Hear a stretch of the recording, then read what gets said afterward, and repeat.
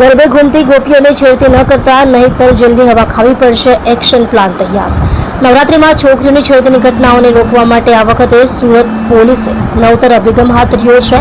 નવરાત્રિ દરમિયાન છોકરીઓની છેડતીની ઘટના રોકવા માટે મહિલા પોલીસની ટીમ ટ્રેડિશનલ વસ્ત્રોમાં ગરબા સ્થળો પર તૈનાત રહેશે, એટલે કે તેમને જોઈને કોઈને પણ એ વાતનો ખ્યાલ નહીં આવે કે તે મહિલા પોલીસ છે।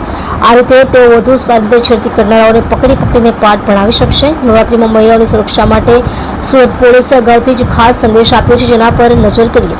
સુરત પોલીસનો ખાસ સંદેશ: તમે જ્યાં ગરબા રમવા જવાના હો એનું એડ્રેસ અને જેમની સાથે ગરબા રમવા જવાના હો એ સાથીદારો મિત્રોના મોબાઈલ નંબર તમારા પરિવારજનોને આપીને ગરબા રમવા જજો। ગરબા રમવા જાઓ ત્યારે આપના મોબાઈલ ફોનના સેટિંગમાં ગૂગલ લોકેશન ફીચર હંમેશા ઓન મોડ રાખજો। અજાણી અથવા ટૂંકા પરિચયવાળી વ્યક્તિઓ દ્વારા ઓફર કરાયેલા પીવાના પાણી, કોલ્ડ ડ્રિંક્સ કે ખાદ્ય પદાર્થ ખાશો નહીં। અજાણી કે અપરિચિત વ્યક્તિઓ સાથે સોશિયલ મીડિયા પર વ્યક્તિગત બાબતો, ફોટોગ્રાફ્સ કે વિડીયો શેર ન કરશો। સોશિયલ મીડિયા નેટવર્કિંગ સાઇટ દ્વારા મળેલી વ્યક્તિઓની સાથે મુલાકાત કરતી વખતે યોગ્ય સતર્કતા દાખવજો।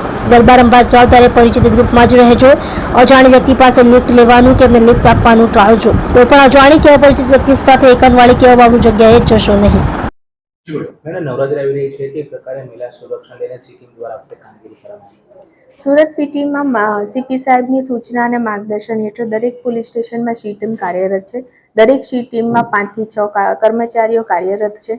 આ સી ટીમ આ વખતે નવરાત્રિમાં ટ્રેડિશનલ ડ્રેસ સાથે ગરબામાં રમશે અને અસામાજિક તત્વો જે કદાચ કંઈક માનસિકતા ધરાવતા હોય, કોઈ દીકરીને કે કોઈ મહિલાને છેડતી કરવાની માનસિકતા ધરાવતા હોય તો તેમની પર દેખરેખ રાખશે અને જો એવા કોઈ તત્વો જણાઈ આવશે તો તેઓની વિરુદ્ધમાં કાયદેસરની કાર્યવાહી કરશે। ટોટલી 35 થી 37 ટીમો છે। દરેક ટીમમાં 5-5, 6-6 કર્મચારીઓ પૈકી ટોટલ 130 થી 150 લોકો આમાં છે।